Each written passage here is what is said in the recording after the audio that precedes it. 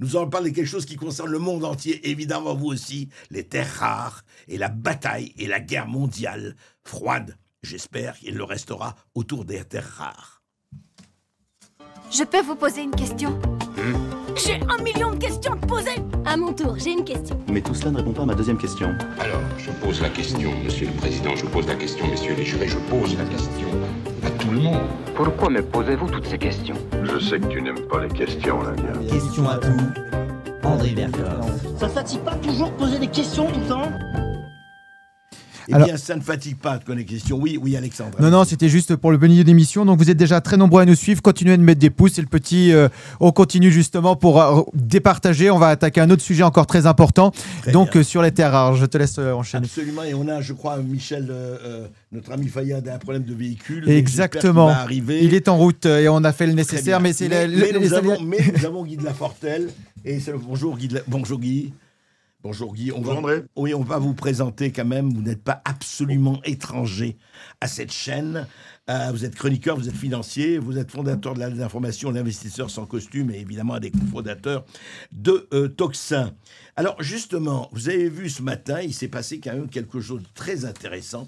Et on va parler à la fois politique, mais on va surtout parler de ce qui s'est passé effectivement entre Trump et Xi.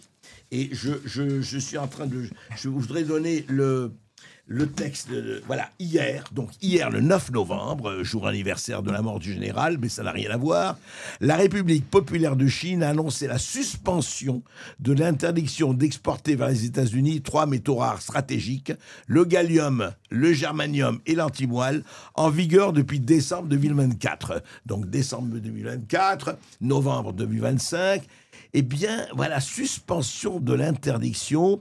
Cette décision devient quelques jours après la rencontre de Donald Trump et Xi Jinping et relance la bataille sino-américaine autour des ressources critiques. Et on va se poser des questions. Pour nous, l'Europe, nous assistons au match, mais quel rôle jouons-nous?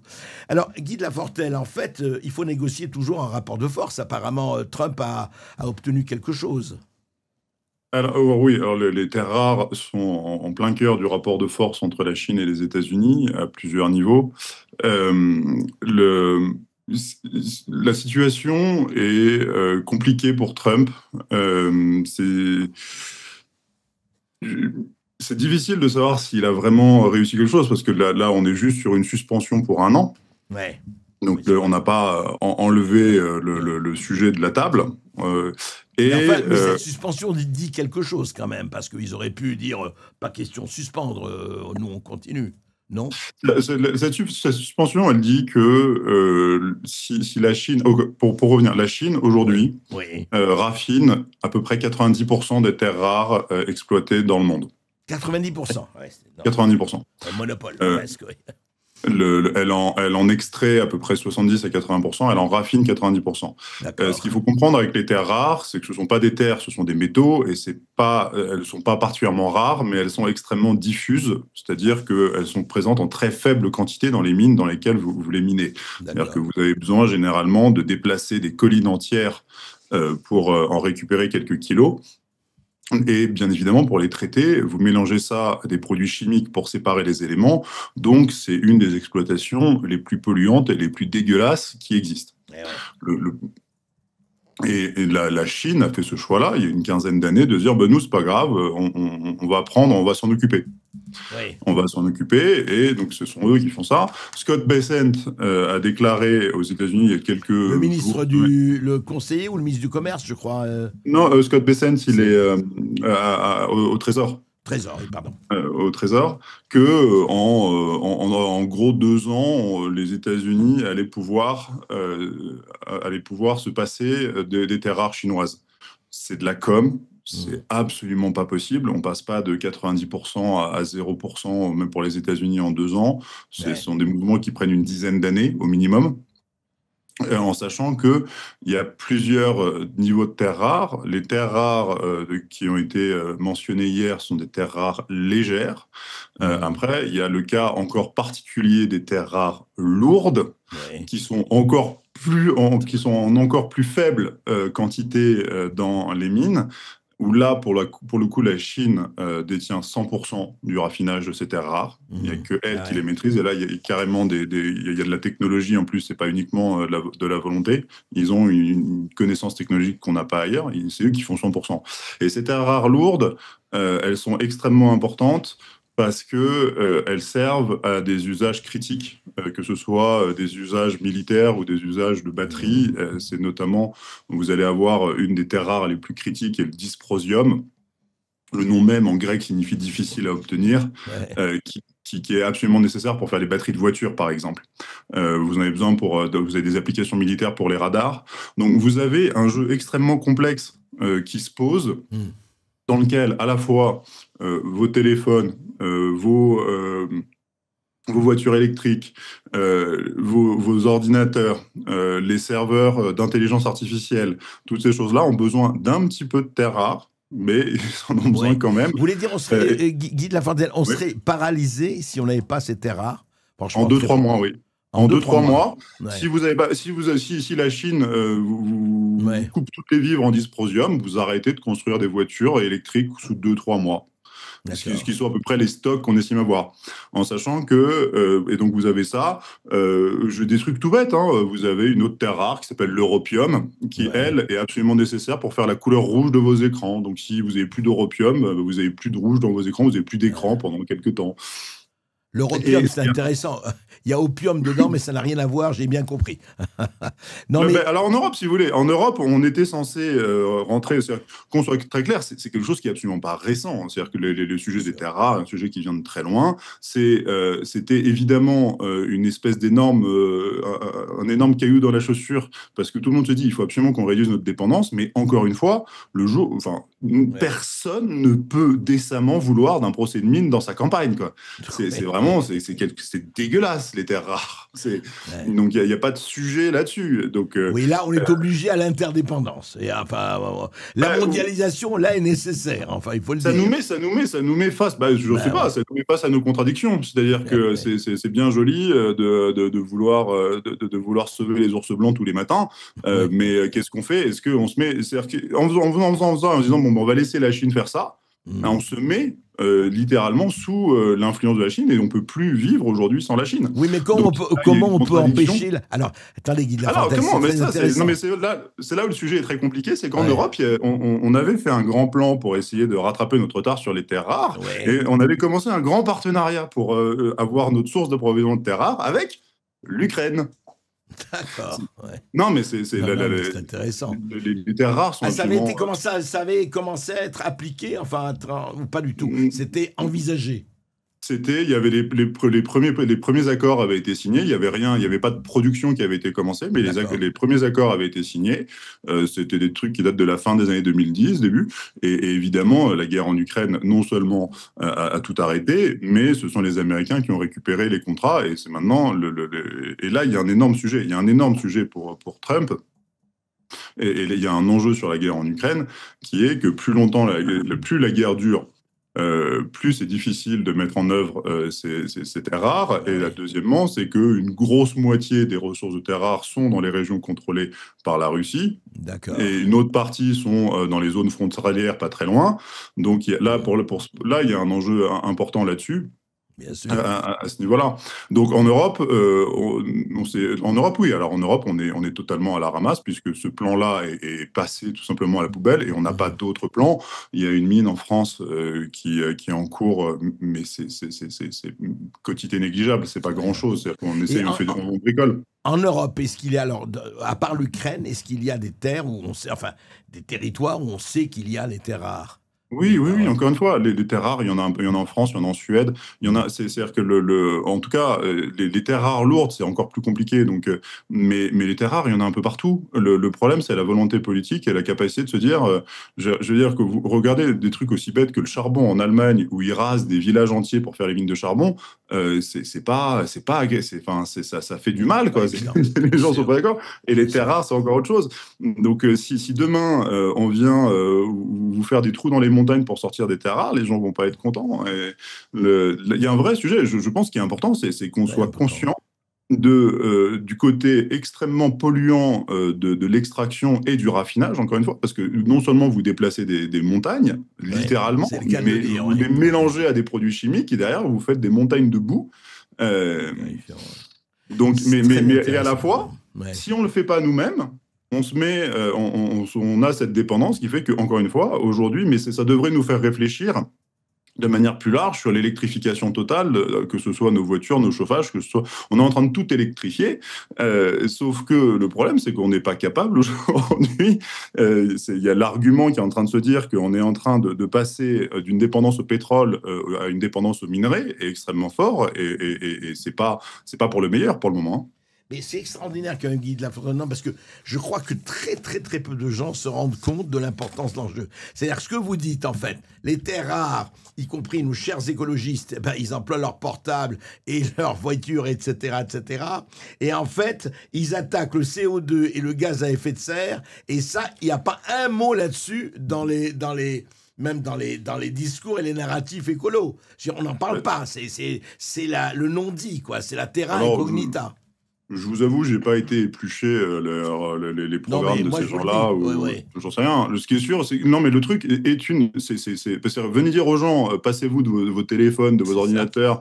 Ne passez pas à la voiture électrique, mais même sans voiture électrique, vous avez quand même besoin de terres rares. Vous en avez besoin en particulier pour les batteries, mais vous en avez aussi besoin pour toute l'électronique embarquée dans vos voitures. Il y a une question de souveraineté, en fait. Le problème, je pense la raison pour laquelle on ne peut pas poser cette question-là dans le débat public, c'est que c'est une question de souveraineté. Et non seulement cette question de souveraineté, elle se pose au niveau français, mais elle se pose aussi au niveau européen. Et là, pour le coup, on pourrait se dire, tiens, il y a une question de souveraineté européenne, parce que c'est vrai que c'est un sujet qui se fait mieux à plusieurs. Eh bien, on s'est foiré. Ouais, c'est tout à fait fascinant parce que on sait que c'est essentiel, mais on sait en même temps que c'est un tabou absolu. Et c'est pour ça que, en fait, donc tout se passe aujourd'hui. Si je reprends un peu le tableau, entre la Chine et Trump, enfin entre Xi Jinping et Trump, qui sont les deux géants là-dessus. Bon, il y a aussi la Russie, mais enfin, la Russie a beaucoup de terres rares, j'imagine aussi. Enfin, ou pas? Pas tant que ça. Enfin, elle en a. Encore une fois, le problème, c'est pas les réserves. C'est pas les réserves. Le problème aujourd'hui, c'est les mines et surtout le raffinage. Et ça, c'est la Chine, encore une fois, qui a le quasi-monopole de ça, devant la Russie également.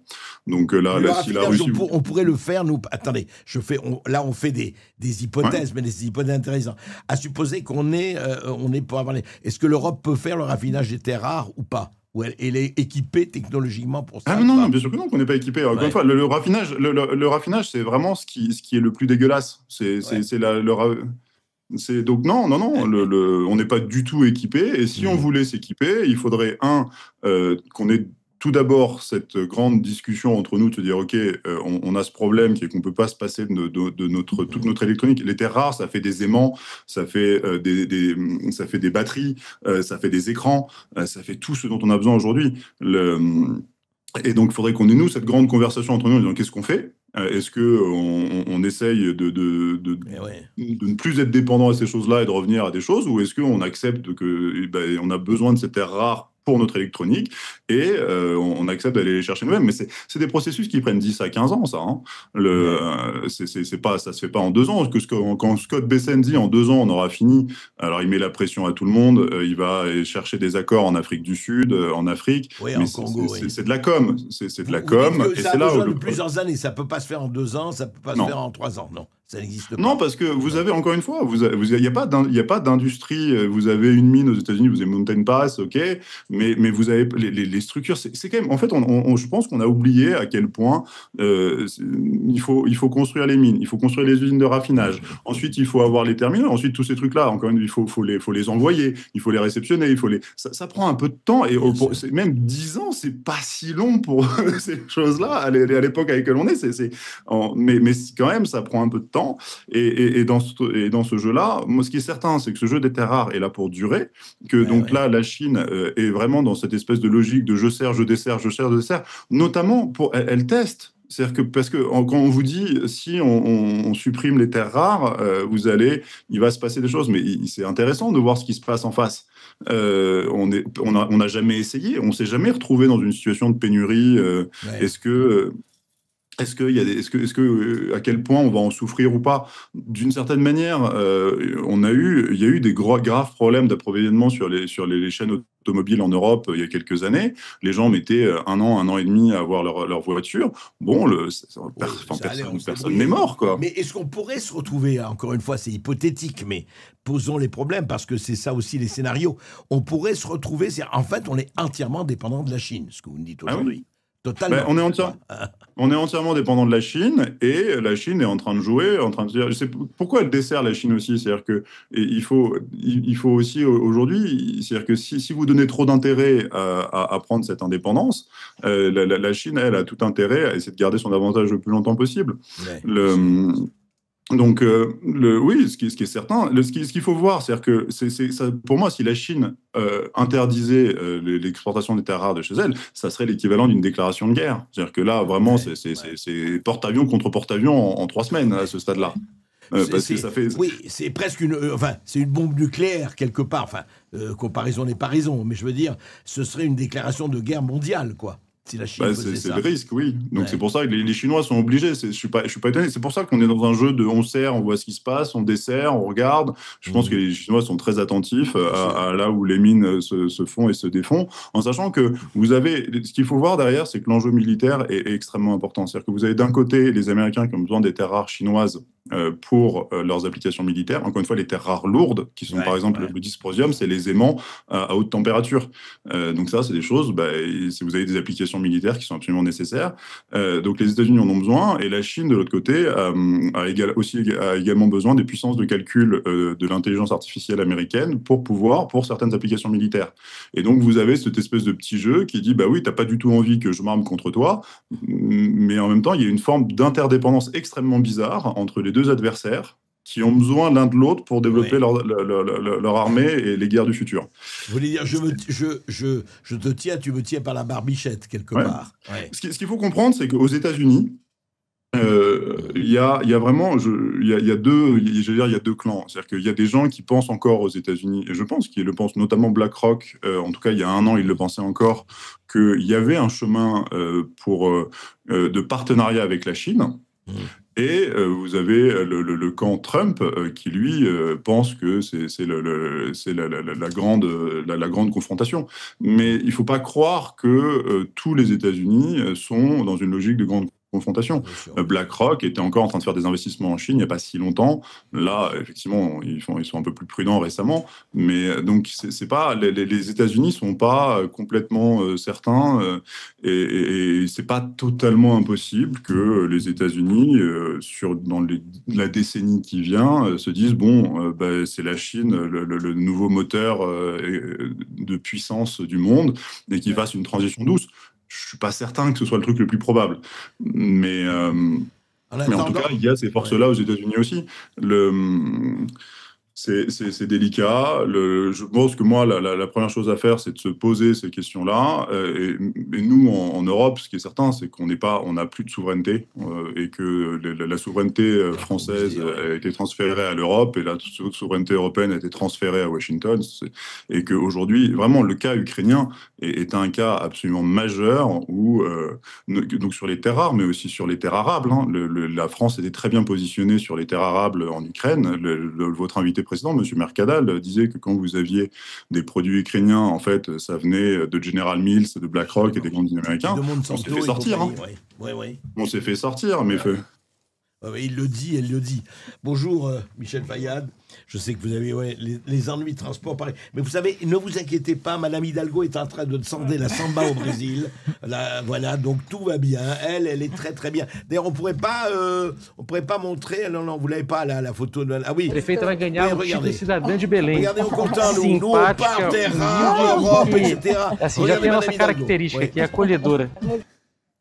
Ah, magnifique. Bravo, Anne. Allez, éclatez-vous. On est très, très contents. Nous, on est là, on discute des terres rares et on se dit que l'Europe n'est pas vraiment dans le meilleur. Alors, on était avec Guy de Lafortelle, on a commencé à vraiment explorer ça et Guy expliquait très bien que Le problème, c'est que justement, la Chine est 100% raffinée, la Chine est 90%, enfin, donner le tableau, et que nous, en tout cas, alors, l'Amérique, il y a voilà, passe-moi le séné, je te donnerai la rhubarbe, mais nous, on est vraiment dans un... Alors, dites-moi votre ressenti là-dessus, enfin, votre connaissance, puisque vous travaillez aussi sur les terres rares. Oui, je les enseigne même en géopolitique des terres rares. Après du micro. Je les enseigne même à l'Institut français du pétrole. Ouais. Et en fait, oui, tout à fait, la Chine a pris une avancée extraordinaire depuis maintenant une trentaine d'années, donc que ce soit dans les terres rares ou les métaux stratégiques en général.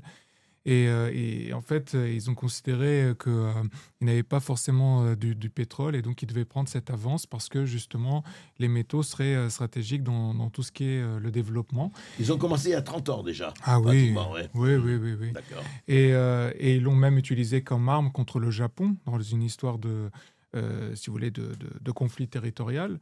Et les Américains qui avaient fermé 2 fois leur mine de terres rares à Mountain Pass l'ont réouverte, mais ils vendent tout à la Chine. Ils vendent tout à la Chine. D'accord. Oui. C'est privé, donc les gens ils vendent à qui ils peuvent. Et puis le problème, comme a dit votre invité, c'est que les Chinois contrôlent donc tout l'aspect raffinage et transformation. En fait, si vous voulez, autrefois, le pétrole et le gaz, le pétrole était produit au Moyen-Orient ou en Afrique, mais il était raffiné en Europe ou aux États-Unis.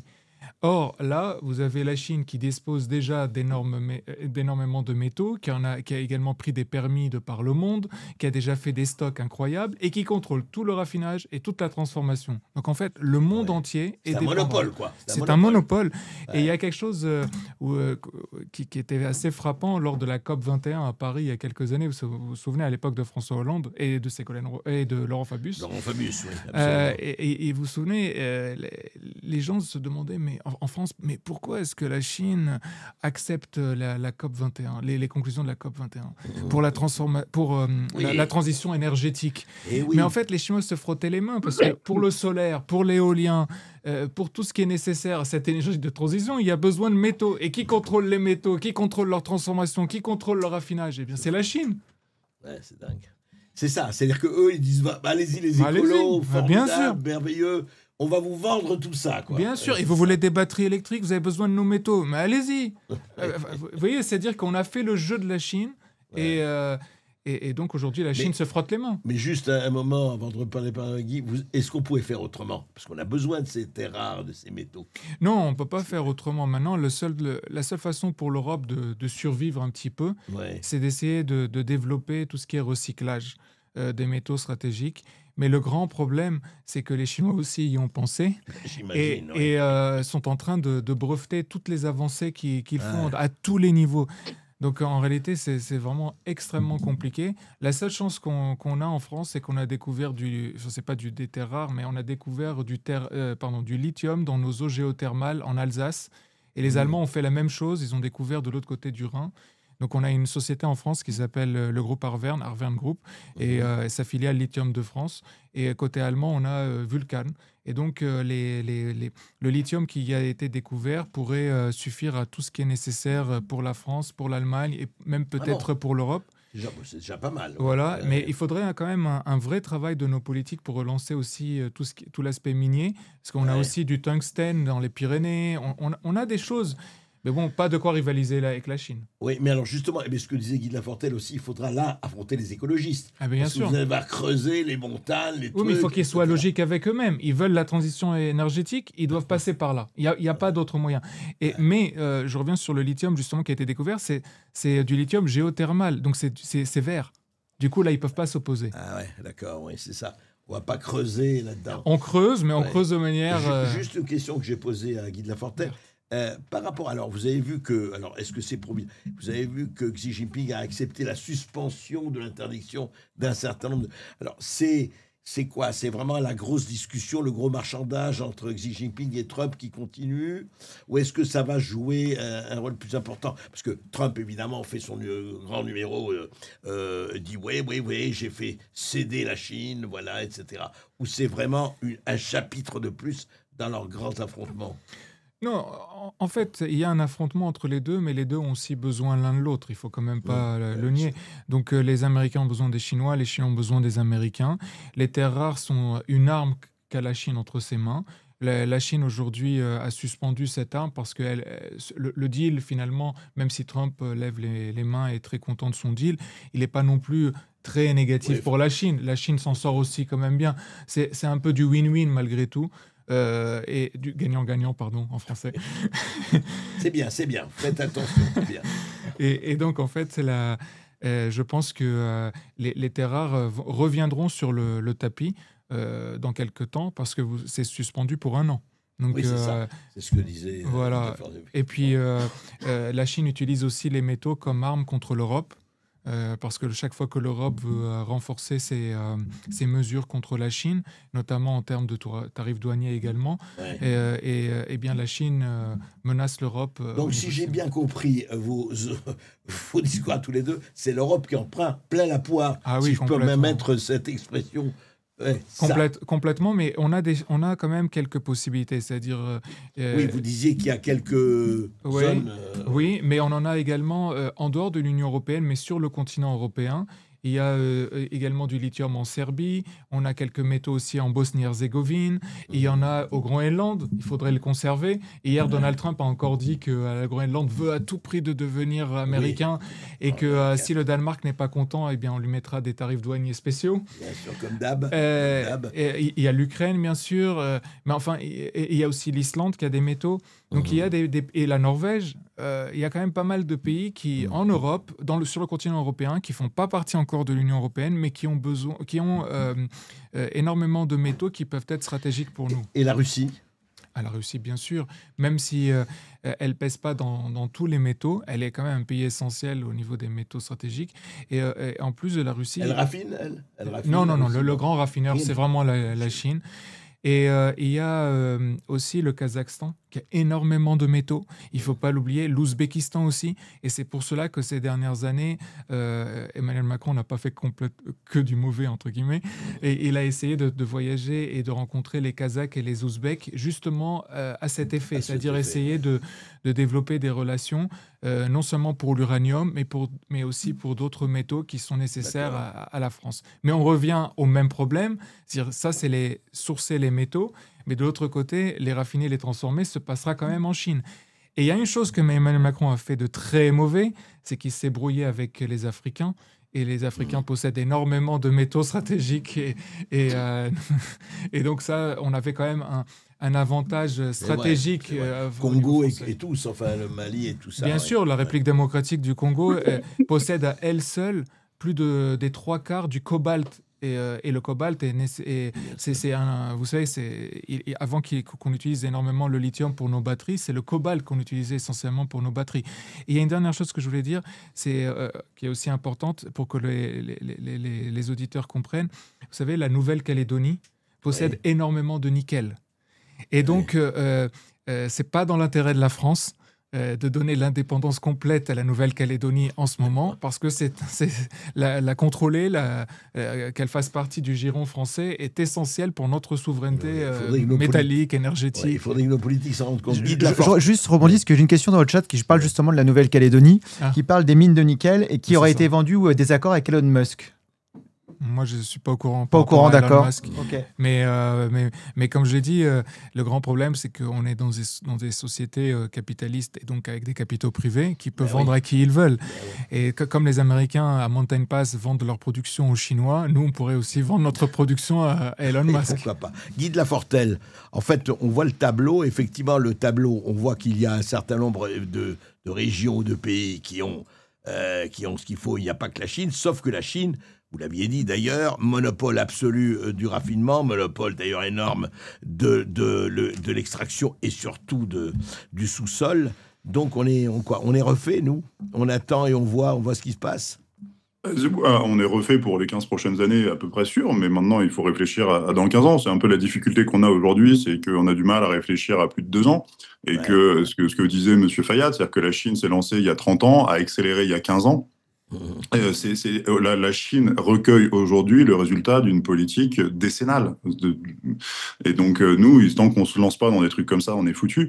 Et je pense que M. Fayad a aussi raison de parler du partenariat avec l'Afrique. Et ça, c'est pas nouveau du tout. C'est-à-dire que en France, le mot de France-Afrique a une sale connotation, mais quand De Gaulle fait ce grand mouvement vers le sud, avant que ce soit un peu transformé, c'est quand on est coincé, comme on l'est encore aujourd'hui, entre l'Est et l'Ouest, l'axe pour la France et pour l'Europe en général de développement, il est au sud et désormais au nord.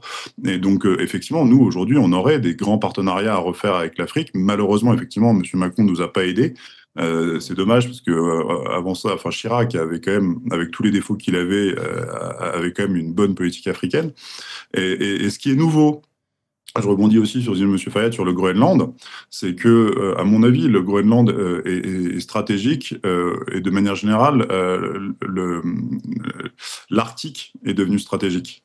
Et qu'aujourd'hui, non seulement, effectivement, il y a énormément de réserves métalliques, il y a aussi probablement les prochaines réserves d'hydrocarbures, pétrole, plus de gaz encore, parce qu'aujourd'hui, en gros, ça fait une bonne dizaine d'années que le monde a tourné sur le pétrole, les pétroles et gaz de schiste américains. On arrive à la fin de cette période-là. On ne sait pas, là en ce moment, il y a un peu panique à bord au niveau du pétrole, parce que comme on a eu du pétrole vraiment pas cher depuis une dizaine d'années, il n'y a pas eu suffisamment d'investissement. Il y avait encore une fois les pétroles et gaz américains qui suffisaient, donc ça allait bien. Et donc la nouvelle frontière, pour parler comme les Américains, est à cet endroit-là, aussi bien pour les métaux que pour les hydrocarbures. Et effectivement, sur le Danemark, c'est ultra stratégique. Et on n'est probablement pas très bien embouché, parce que faut pas oublier que nous, derrière, donc nous, on parle de terres rares d'un côté, mais de l'autre côté, faut pas oublier que tous nos systèmes électroniques dépendent des États-Unis. C'est-à-dire que même les logiciels à Paris qui font marcher les feux rouges dépendent de systèmes américains. Donc, encore maintenant. Mais pas encore maintenant, plus que jamais. Qu'aujourd'hui, nos systèmes de santé sont gérés par Microsoft, que aujourd'hui même, il n'y a rien, on n'a pas le droit à la préférence nationale, et donc on a un énorme sujet de l'autre côté qui fait que même si on voulait dire aux États-Unis, écoutez, on vous aime bien, mais on a besoin d'avoir nos terres rares à nous, on a effectivement parlé de l'Ukraine, on a besoin de développer une forme d'indépendance, on est bloqué à la fois sur notre dépendance technologique, sur notre dépendance monétaire, on est bloqué sur plein de sujets. Donc aujourd'hui, on n'a pas tellement de choix que de dire, bon, on va raisonner à 15 ans, et puis on va faire les choses petit à petit, on va réfléchir, et c'est un peu la théorie du grain de sable, quoi. On commence son château grain de sable. Ça, oui, ça va être long. Est-ce qu'on aura le temps de tous les là? On ne peut rien faire à court terme. C'est vraiment rien d'autre que de la destruction. Mais à ce moment-là, il faut des politiques qui aient un peu plus de temps, alors qu'ils ne pensent qu'à leur réélection dans 6 mois ou dans un mois, ou dans un an. Je voudrais poser une question à tous les deux. Et puis on reprendra ça parce que c'est vraiment un sujet capital et qui va nous occuper, comme on dit, pendant des prochaines années longuement. Mais est-ce qu'il n'y a pas une autre possibilité, encore une fois, je fais un schéma, parce que j'ai entendu beaucoup de fois ici à l'émission, comme ça, dans Berkov sur le vif, surtout que ça, des gens qui vous disent mais pourquoi la France n'adhérait pas aux BRICS? Pourquoi? Alors je vous pose la question à tous les deux. Michel Fayad, est-ce que si la France se dit, après tout, on va me répondre, elle est trop dépendante des Américains, elle ne peut pas le faire. Mais est-ce qu'il y aurait quelque chose à faire en se disant peut-être qu'on peut retourner du côté des BRICS et voir un peu ce qu'on peut faire avec eux? Enfin, dans les BRICS, il y a quand même d'autres pays qui sont proches des Américains, comme l'Arabie Saoudite et autres. Maintenant, le vrai point, c'est que Emmanuel Macron a joué une carte vraiment contre la Russie, et donc pour que la France rentre dans les BRICS dans le contexte actuel, c'est un peu compliqué. Maintenant, effectivement, pourquoi pas rentrer dans les BRICS, et en fait, moi je pense que la France doit jouer aujourd'hui son intérêt en termes commerciaux, de la même manière que les Chinois et que les Américains ont leurs propres intérêts commerciaux. Le problème, c'est qu'ils ont les moyens, les Chinois, les Américains. Est-ce que la France a les moyens? Non, vous avez raison, sauf que l'Europe aujourd'hui n'existe pas et la France non plus. Et or, la France, de par ses connexions en Afrique, même si maintenant elle a beaucoup perdu, mais elle peut les rétablir parce que je pense que les Africains, petit à petit, vont se rendre compte que finalement, les Chinois, les Indiens ou les Américains sont pas tellement mieux que les Français. Les Français, au moins, on les connaît, on a vécu avec eux, etc. Peut-être qu'ils reviendront à la maison, entre guillemets. Mais à nous aussi d'être stratégiques, de développer quelque chose qui fasse aussi gagner les Africains. Peut-être en imaginant certaines transformations sur place, c'est ce que maintenant beaucoup de pays africains réclament, et peut-être en créant un géant européen du type Airbus pour les métaux. Parce que, par exemple, en France, on a juste 2 petites sociétés qui sont dans les métaux à l'étranger. On a Orano, qui est surtout pour l'uranium, et l'autre, j'ai oublié maintenant son nom, je suis désolé. Dans quoi? Oui, dans quel domaine? Toujours dans les métaux, quoi. Ouais. Mais c'est petit, si vous voulez. Si c'est quelque chose qui a réussi au niveau européen, c'est comme des sociétés comme Airbus. Alors pourquoi ne pas faire un Airbus des métaux, des métaux, ouais. Des métaux, et comme ça, avec lequel on pourrait rivaliser autant qu'on peut contre les Américains et contre les Chinois. D'ailleurs, à ce niveau-là, je voudrais dire que les Américains aussi ne sont pas tellement bons au niveau des métaux. En tout cas, au niveau de l'exploitation des métaux, il y a très peu de sociétés américaines. Ce sont plutôt des sociétés australiennes ou des sociétés canadiennes cotées, où souvent l'actionnariat est de plus en plus, une fois que c'est intéressant, est de plus en plus chinois. Pareil pour les sociétés à Singapour, etc. Donc, je pense que vraiment, si on voulait réfléchir de manière stratégique, il y aurait 2 choses qu'on devrait faire. Un Airbus au niveau européen, dans laquelle la France jouerait un rôle extrêmement important. Et 2, en France, créer un ministère des métaux, pourquoi pas. Un ministère, ça montrerait justement la compréhension politique de cette question qui est essentielle à la fois pour la transition énergétique, et on l'oublie également pour la transformation digitale, parce que nos ordinateurs portables, pour nos téléphones, etc., nécessitent tous des métaux. C'est clair. Mais c'est vrai, là vous soulignez Guy de Lafortelle, Michel Fayad souligne un point. Moi, en vous écoutant d'ailleurs tous les deux, ce qui est extraordinaire, c'est encore une fois, à part quelques exceptions, mais vraiment quelques exceptions, l'abîme entre la réflexion des politiques qui ne parlent jamais de ça pour si tenter qu'ils en connaissent quelque chose et la réalité du terrain. Alors, BRICS peut-être, Airbus, qu'est-ce qu'on peut faire ? BRICS en Europe, l'Italie et la Hongrie sont pas. Alors je ne sais pas si on a vocation à intégrer ou non les BRICS, mais en tout cas avoir des relations privilégiées. La Chine les rechercherait. Elle le fait encore une fois, je veux dire, avec l'Italie et la Hongrie, qui sont les portes d'entrée de l'Europe pour la Chine. Là, je parle vraiment géographiquement. C'est les fameuses nouvelles routes de la soie chinoise qui sont un peu mises à mal avec le conflit ukrainien. Mais il ne faut pas oublier que les Chinois avaient un grand projet, on ne sait pas trop ce qui va devenir, de relier l'Europe par le rail, et les solutions sont déjà là, il manque le volume maintenant. Donc, l'Italie et la Hongrie sont assez bien positionnés. Nous, encore une fois, le problème, c'est qu'on est beaucoup trop atlantisés, je ne sais pas si le terme est juste, pour pouvoir le faire dans les structures actuelles. Je pense effectivement que ça se fait davantage au sud. Je trouve que M. Fayad a raison. Aujourd'hui, il faudrait qu'on aille travailler avec l'Afrique, que tout n'est pas perdu, même si on a fait du mal. Je pense que ce qu'on a fait en Libye aussi a fait énormément de mal, parce que, mine de rien, Kadhafi, avec tous les défauts qu'il avait,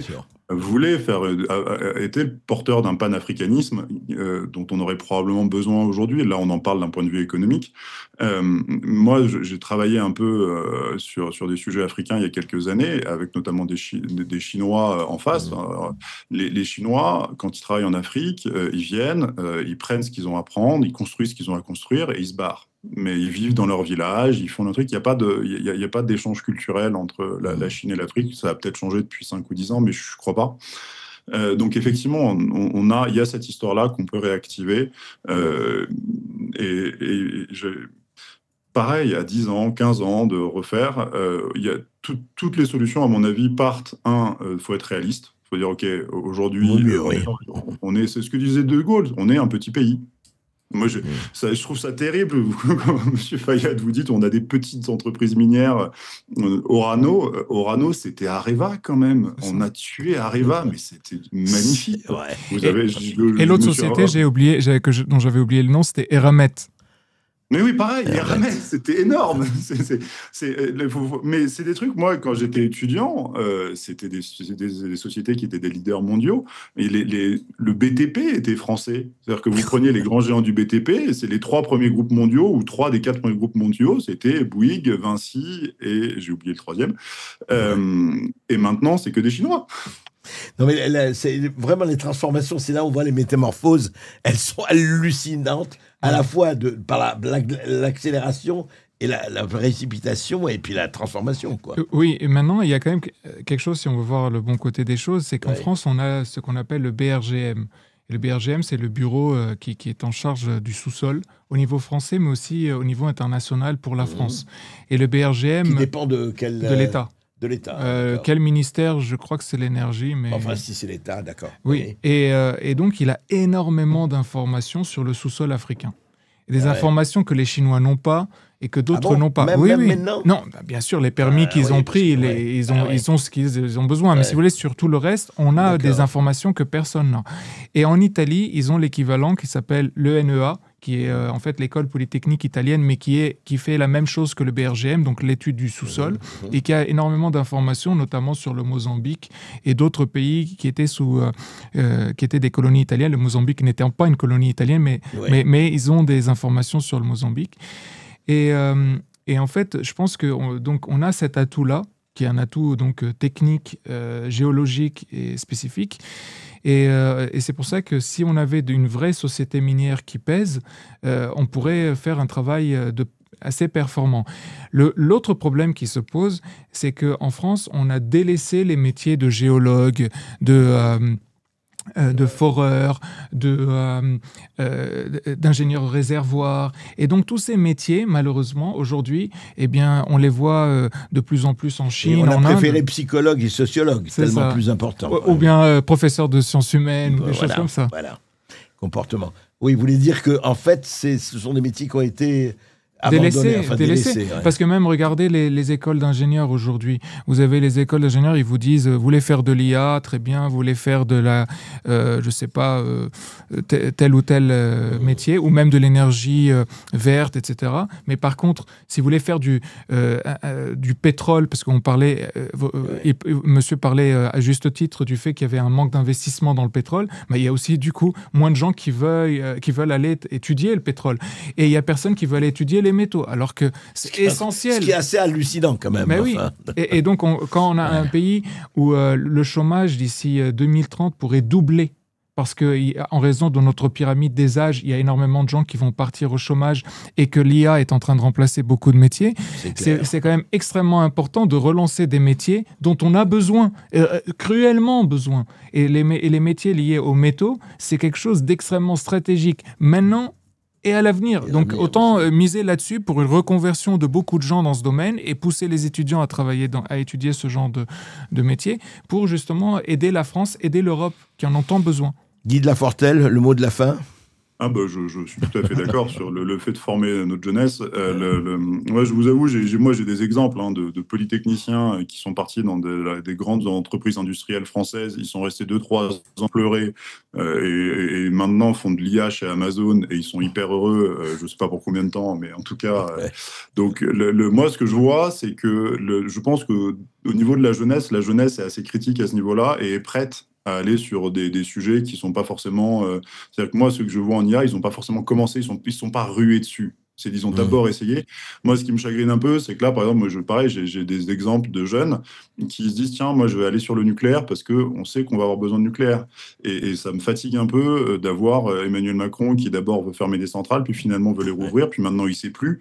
Et donc je pense qu'aujourd'hui, on a une jeunesse qui peut effectivement reprendre le relais. On est un pays d'ingénieurs, on est encore un pays d'ingénieurs. Ça fait partie des atouts. Et donc, par exemple, sur le mot de la fin, il faut ce qu'a fait M. Fayad pendant tout cet entretien, c'est-à-dire qu'il faut repartir des points forts. aller chercher les pépites. Il faut savoir que les métaux sont là, il faut aller dans les métaux, par exemple. Enfin, il faut aller dans les métaux. Et surtout, faut être réaliste, quoi. Il faut arrêter de se bercer d'illusions, il faut regarder la réalité en face, ça va être dur, il faut qu'on se remonte les manches. Et paradoxalement, en fait, aujourd'hui, plutôt que de se dire comment on va faire, il y a de l'IA et il n'y aura plus de boulot pour personne, en vrai, on devrait être dans l'optique inverse, de se dire il faut qu'on se retourne les manches pour redevenir un pays qui puisse avoir la prétention de la richesse et de l'abondance qu'on a connue. Voilà, eh bien écoutez, on continuera à parler de tout ça, mais en attendant, merci à vous deux, merci à vous. À Ida Fordel, merci à Michel Fayad.